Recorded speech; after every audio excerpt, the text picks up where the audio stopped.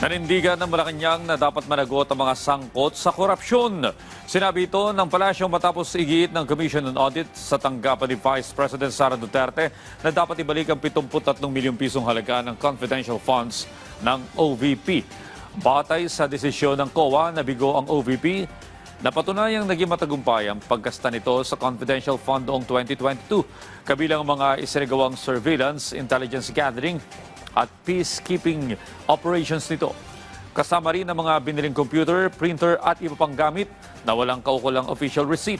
Matatanda ang inisyuhan ng Notice of Disallowance ng COA ang OVP dahil sa regularidad sa paggamit ng confidential fund na naungkat sa pagdinig ng House Committee on Justice sa impeachment complaints laban sa pangalawang Pangulo. Ang nais ng Pangulo talaga ay malinis ang gobyernong ito mula sa korupsyon.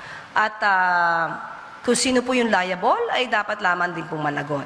Sinasabi nilang transparent at naayos at nagamit na mabuti ang pondo.